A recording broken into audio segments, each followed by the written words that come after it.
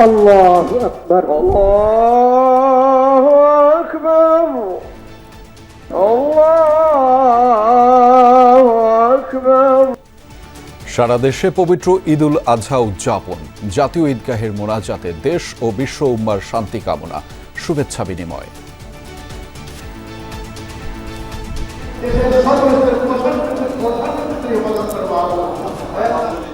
দেশবাসী এবং আমার পরিবারের জন্য দোয়া ছিলাম। সৃষ্টিকর্তার কাছে সেই প্রার্থনাই করেছে যেন আমাদের সামনের দিনগুলো আরো সুন্দর হোক। আমাদের আত্মশুদ্ধি, আত্ম উপলব্ধি করে যদি আমরা ভালো মানুষ হতে পারি।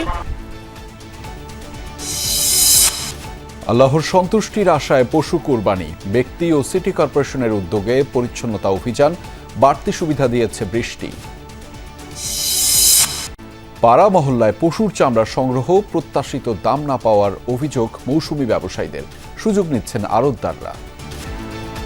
700-800 টাকা বলতেছে, আমার তো আছে, আমার তো আর লস দিতেছে। উনি কয়ে দেয় 600 টাকা করে, এটা অযুক্তি। 400 টাকা হলে 400 আর 600 যদি ধরেন 1000, 700 ধরলে 1100, তারপরেও সিমিলার নাই, কোনো সামঞ্জস্যতা নাই। এপ্রিলে নির্বাচন সুচিন্তিত সিদ্ধান্ত নয়, অভিমত বিএনপির। সংকট সমাধানে অর্থবহ ভোট জরুরি, বলছে জামায়াত।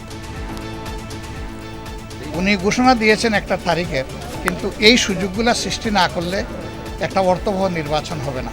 আশা জনগণের পূরণ হয়নি এবং যে সময়টি নির্ধারণ করা হয়েছে, সময়টি বাংলাদেশি নির্বাচনের জন্য সঠিক সময় নয়। নতুন করে চোখ রাঙাচ্ছে করোনা, প্রতিদিন বাড়ছে সংক্রমণের হার। আতঙ্কিত না হয়ে স্বাস্থ্যবিধি মেনে চলার পরামর্শ।